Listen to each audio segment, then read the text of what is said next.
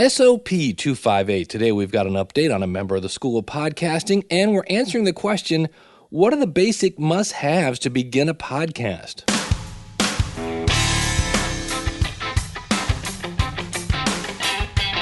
It's the School of Podcasting's morning announcements. Here's Dave Jackson. Podcasting since 2005, I am your personal podcast coach, Dave Jackson, thanking you so very, very much. Thank you so much. Really, thank you for tuning in. I know you're busy. This is where we talk about all things podcasting, from planning to promoting to producing to monetizing to starting to all of the above. If we're talking podcasting, you find it here at the School of Podcasting. Our website, as you might imagine, is schoolofpodcasting.com. I would love to hear from you, just like I heard from Susie, and I heard from Paul, and you can email me. It's Dave at schoolofpodcasting.com. You can call in your comments. That's actually my preferred way, but that's okay, because then I can hear your sparkling voice here on the show. It's 888-563-3228. That is courtesy of podcastvoicemail.com, or you can leave a comment out at our blog. Go out to the website, click on podcast, and you can see all the previous shows. Well, we're just going to jump right into it. Let's start off with Paul. Paul was a member of the School of Podcasting back, I want to say 2008, and he emailed me and said, I've been listening to your show for, hold on, let's go back to the email. I've been listening to probably for 5 years. I won one of your contests way back when, so you might remember me. I do. Anyway, your writing your book prompted me to write one of my own. As a fellow Christian who's passionate about podcasting, I thought you might be interested in this. I know you know basically everything in here, but I thought I'd let you know about it. And he was using CreateSpace, so we're talking a little author stuff, because of course I just released More Podcast Money over at morepodcastmoney.com, and his is called Podcasting Church, 21st Century Webcasting for a Timeless Message, and I will put a link to that out in the show notes, or you can go to trinitydigitalmedia.com to pick it up. So if you're wondering what happens to members of the School of Podcasting, a lot of them are still podcasting, but many of them have gone on to be podcast consultants, and which is kind of funny because I'm basically growing my own competition. And if you've listened to me in the past show, there isn't any, there's not that there's no competition for me, but I don't look at it like that. I really don't. So Paul, good luck with the book. I am having mild success with mine. The reviews are slowly coming in. You can find mine at More Podcast Money if you already have a podcast and you're looking to help pay for that hosting bill. Next up, I want, this is from Susie from onelovefornurses.org now, which has a special place for my heart because I'm married to a nurse, a wonderful, wonderful person who actually does get to share her testimony with people. She works with a spine surgeon, and so when Susie sent me this letter, it really touched me. She said, I want to drop you a line to say thank you for taking time out of your life to produce the School of Podcasting show. Although I have only had the opportunity to listen to one show, which was the PodCamp Questions for Beginners, I believe that it will be a great asset to my growth in podcasting. I'm a registered nurse and a nonprofit ministry founder and president, which is the One Love Nursing Ministries. We're a mission to inspire nurses to keep God first, grow closer to Him while serving our profession and the world beyond. We want to spread our mission and inspire nurses everywhere. I'm going to stop right there.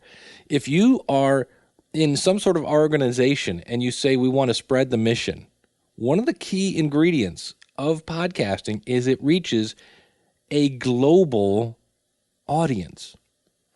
And people are like, hey, Dave, did you go to Blog World? No, I didn't. You know why? Because I've gone to a lot of, the magic of Blog World and podcasting expos and things like that is you get to network with other podcasters. That's really the benefit of that. And what I don't find there are people that are looking to start a podcast. Where I find those are when I go to author conventions, when I go to comedian conventions, when I go to musician conventions, people that want exposure. And that's one of the keys. It's a great way to build your community is through a podcast. I mean, look at this. Today's topic is coming from my audience. It's a beautiful thing. Let's continue on with her email. She said, podcasting seems to be a natural vehicle for this to happen. It does. I'll give you an example. I talked about the My Charity Box on a couple podcasts ago, and through signing up, I am now on their email list, and they sent all this information, and it's about fundraising and this and that. And I said, this is great information. Why isn't it a podcast? I can't read this newsletter in my car. And I said, you could have people share your stories about how they're raising money and any tips and tricks that they're learning, all this stuff. And they went, that's a great idea. And I'm always amazed at people that have an email newsletter, but they don't have a podcast. I don't get that. But anyway, let's continue with Susie's email. Since I have no experience in this sort of thing, that's all right, neither did I. Well, I take that back. I was a musician, so I knew what a microphone was. I truly appreciate you breaking down everything down, basically the bare bone basics. I look forward to listening to more and visiting your website and then sharing what I've learned with others on my team. Well, that's beautiful that you're out there spreading the word. Keep up the good work. So I basically emailed back to her and said, hey, my wife's a nurse. We kind of talked a little nursing. And I said, and here's people go, well, how do you get topics for your show? It's a 2-word plan. I asked her, I said, hey, thank you for the insight. I always feel bad because, not so much bad, but I mean, I've been podcasting. I always say podcasting since 2005, which in reality is a dumb way to start the show because that doesn't mean I'm good. It means I'm persistent. But I sometimes podcast for things that interest me, and it's been a while since I've been in Susie's shoes. So I asked her, and she said, well, right now I'm just wondering what kind of studio I need to have. Will I get too much echo in a dining room with hardwood floors? Let me answer that, because for whatever reason today it's really noisy here on a Saturday. I've had a bunch of sirens in the background, and now I just heard my neighbor go, ah! And I hear it, but I don't know if you do. But here's the thing. I'm going to move away from my chair, and I'm going to turn up the gain on my microphone. I am in a all-concrete room, except for one room has panel. It's in the basement. Hear that echo? Now, if you have headphones on, you can probably hear that. And I'm going to get closer to the mic now and turn my mic back down. Let me look at my levels. Okay, about there. So my mouth right now is about 2 inches from the microphone, which is why I'm the king of lip smacks, because I'm probably too close to the microphone. But the thing is, if you're relatively close to the microphone, you're probably not going to hear the room echo. And here's my point. Let's go back to church. I hate the people that go, wow, I love the praise band today, but the bass player was too loud. When I hear stuff like that, I go, you are listening to how it's presented instead of what is being presented. You know what I mean? There are people that really pick apart audio and they go, oh, I can hear the room back. I can hear that room echo. I listened to a podcast yesterday where they interviewed 2 different people. One person they were both via Skype, which will be a question here in a second. They're both via Skype, and I swear one person was using the microphone on their Mac. It was not good, but it was listenable. And in a minute, I'm going to strap on we'll get to that in a second. So I used to be hyper-focused on that. And the more I listen in the car, the more I listen with headphones on at work. If you have any kind of background noise going on, you are probably not... there are a lot of people that are going, what was he talking about, background noise? Because your background noise drowns out my background noise. So my answer to that... Now, if you would have asked me in 2006, I would have said, oh, we got to sound just like radio. Kaka a poo-poo. No. And that is, I realize, completely opposite. There are 2 words that I say are unlistable. One is blog talk radio and the other one is talk shoe. Because the audio quality, not the microphone, not the room noise, is less than AM radio. So don't get too hung up on the background noise. Do I have to have two mics if I plan on doing interviews? How do I do long distance interviews easily? Well, that's the best way to do an interview is to have two microphones because number one, some people talk really, really soft and you can adjust their volume. So that means you're going to need a mixer. That's what a mixer does. It takes really loud people and you can turn them down, and people that are really, really soft, you can turn their volume up. So you're mixing the volume levels. And so you need two. You can do one, but then what you do is the Bob Barker interview, where you have the one microphone and you say, well, what do you think the price of the mac and cheese is? And then you point the mic at that person and they answer, and then you point it back at you and you point it back at them. That works, except if you have any kind of spontaneous talking, an actual conversation, you're going to miss somebody, or inevitably you'll talk when you're pointing the mic at them. So you can do that. Not the great, and you're probably going to get some mic handling noises. So yeah, you're going to need two microphones. That's the best way to do if you're doing them in person. Two microphones is almost a needed thing. Can you get by with one? Yeah, when you're starting out, sure, why not? Not a big deal, but you can get by with that to start.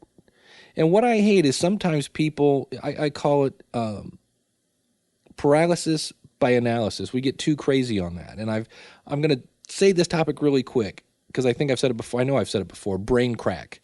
We get involved with brain crack. In other words, I have this idea in my head and I want it to be perfect. I want this, and this is going to be in place. It's like weddings. My stepdaughter's getting married next year, and it just has to be perfect. We got to get all the little details, and I'm like, oh, it's brain crack, because people don't do things because they can't match the perfection in their head. Where if you actually did it, and sure, you don't get perfection, but if you aim at perfection and missed, many times you end up at very, very good. So don't let that perfection paralyze you. How do I do long-distance interviews? There are a couple different ways. Easiest way is via Skype. It's Skype.com, now owned by Microsoft, I believe. And, the great thing about this is if the other person on the line is somewhat of a computer person, they can plug in a headset or a microphone, however you want to do it, and you talk to them for free, Skype to Skype. Now, some people don't have a computer, and you can actually buy a Skype out number. It's actually a way to call phones. I think it's $30 a year, something around that ballpark, and you can call them on the phone. Now, they're going to sound like they're on the phone. And the other thing is eventually, we used to do a podcast called Today in Podcasting. We all use Skype. Is eventually when you're when you use Skype, eventually it's going to burp on you. And that's fine. You just say, hey, Susie, in the middle of that answer, you somehow, Skype went weird. Can you answer that again? And then you just edited it out. It's not a huge deal. It doesn't happen a lot, but it does happen. It does happen, period. So Skype is the easiest way. If you have somebody who has their own recording gear, you can do what's called a double ender. And what that basically means is I record my side, you record your side, and then we put them together later in editing software. And the easy way to do that is simply somebody counts to 8 by counting to 4 twice. In other words, I would go 1, 2, 3, 4. 1, 2, 3, 4. And what happens is the second time I count to 4, you count to 4 with me. That makes it super duper easy to line up the two files, and then you mix them down to 1. It's called a double ender. Now, the nice thing about that is it sounds like you're right in the room. If you both have decent recording quality. So, but most people don't do that because it's a little more extra work, and Skype is the way to do that. And then I record Skype with my portable recorder. I basically just take my headphones out of my computer, plug that into my portable recorder, and then plug my headphones into my recorder. So I've actually got a YouTube video that the easy way to record Skype that shows exactly how to do that. She says, keeping a limited budget in mind, what are my basic must-haves to begin a podcast? Well, number one, above everything else, you need a microphone. And the microphone I'm talking into right now is a Shure SM58. I actually may get a Heil PR40 just because I hear so much about them. But that will be, I'm doing good with a book. I might take some of the profits from the book and buy a Heil PR40. It's going into my microphone is going into a Behringer mixer, and that mixer is going into my Zoom H4 recorder. So this is a $99 microphone, and right now I'm going to put in because I'm getting interviewed for my book a lot, and I'm not always near a computer in some cases. So I went to Target and just bought a Logitech headset. I think it's $19, nothing crazy, to do Skype interviews. And it's not that I don't want to sound good on my interview, but in some cases I'm in a hotel or wherever I'm at, and dragging along my podcasting stuff isn't always an option. So I bought this cheap headset, and could I start a podcast with this? Yeah, it's got a bit of a buzz. Here is me on the headset. All right, so this is me with a headset. And again, you typically want to get a fairly high signal, but not too high, somewhere between -6 and -12. It sounds weird because the top level is 0. So I'm actually doing this on my Dell computer, and I'm nowhere near that at this point, and I'm talking pretty loud, and my microphone input is all the way up. So there's a mic boost in the actual system here, and there we go. So that's actually a little more like it. And actually it's sometimes a little loud. So I'm going to crank me down just a little bit. But you will notice something here, that by kind of turning up the sensitivity of the microphone, it is very clear. I will give them that. But when I shut up, you will hear there's a lot of hiss. Now, this may be, again, the background noise that nobody hears because of your background noise, but I'm going to shut up here for a couple seconds. Now, also on the software here, there is a noise suppressor. This is built in. I don't know if it's Windows or if it's just that, but if I click this, it cancels out the noise, but it also makes me sound like I'm underwater. So now I'll shut up for a couple seconds. Which you can do in Audacity, by the way. You can do this post-edit, and I do on occasion. And almost every time I use the noise suppressor, I don't like it. So I'm going to turn that off. But this is a $18 microphone from Target. Would you listen to somebody talk like this for 15 minutes? You know, that's you make the call. I will say it's clear, but that hissing is a bit. But on the other hand, sometimes my podcast hiss, and I'm pretty sure if I was in the car, I wouldn't even notice it. All right, so you need a microphone, and if you're on a really bare bones budget, you could take the microphone and buy a USB interface. There are a few, and that would then eliminate the mixer. Now, that's not going to work if you're doing 2 people. That would be for, like me. I have one microphone, and you just want to plug the microphone into the computer. You could get there are different USB interfaces that allow you to plug in the microphone right into your computer, which would basically get you in the $100 range if you use this microphone. And there are cheaper microphones than the Shure SM58. To me, it's just, this is, number one, it's durable. It's just a workhorse. It's been around forever. But I always tell people, for the price of a Nintendo Wii, you can start podcasting. And if you drink a $5 cup of coffee at Starbucks every day, and you times that by 30, you're at $150, and that'll pretty much get you in the ballpark, get going. And I mentioned this earlier. This is my very first ever podcast. This was a podcast for musicians, still going, called The Musician's Cooler. I didn't have any intro music because I had been taking my novel idea, my newsletter that I'd been sending out via email.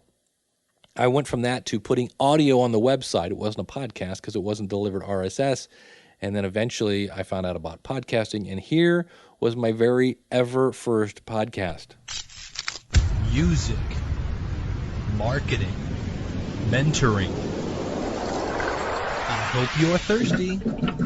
This is The Musician's Cooler, where musicians come to trade advice. Hey everybody. I should say good morning, I guess. This is the Monday edition, April 4th edition of the Musician's Cooler. Previously the newsletter. And I'm your host, Dave Jackson, moderator of the Musician's Cooler. And in this podcast, our very first podcast, even though technically I've been doing podcasts for about 8 months, posted MP3s up on the website. Didn't know they were called podcasts. Till my good friend Dylan Benjamin read an article. So there you go. Susie, thanks for writing in. So number one, if just to start a podcast, you could start off with a headset mic. Not my favorite way, but sometimes if that's all the budget's going to allow, again, don't let that brain crack get in the way. Start off with a headset, then later down the road, you can upgrade your equipment, because if the content's good, people will put up with not so great audio quality, as long as it's listenable. And I've heard people that do podcasts. I'm like, wow, you sound really good. And they're like, yeah, I'm using a headset. And I'm like, really? So keep that in mind. Everything, you can go to schoolofpodcasting.com/equipment. And I've actually got a list of, you need cables, you need a pop filter, you need this, you need that. So schoolofpodcasting.com/equipment. I use Same Day Music a lot for my stuff. Some people use Amazon, things like that. So I want to thank you very much, Susie, for writing in about that. Thank you so much. That's going to do it for this edition of the School of Podcasting's morning announcements. We've talked a lot about starting a podcast. One of the things you want to do, the easiest way, the fastest way to get going, is to go over to the schoolofpodcasting.com. I've got step by step. If you want somebody to hold your hand, I do it. And plus, we've got June, as he goes over to davidjackson.org, June 7th, June 6th. When is our next podcasting webinar? It is June 7th at 9 p.m. if you want to ask me some questions live. Another way that I get topics for my shows, I do just roundtables, I call them. There's no agenda. You just show up and say, hey, Dave, I'm doing this and I'm doing that. And so June 7th, go over to schoolofpodcasting.com/webinars to do that. If you do have a podcast and you're looking to monetize it, check out my new book at morepodcastmoney.com. And thank you so much for listening. And until next week, God bless. Class is dismissed.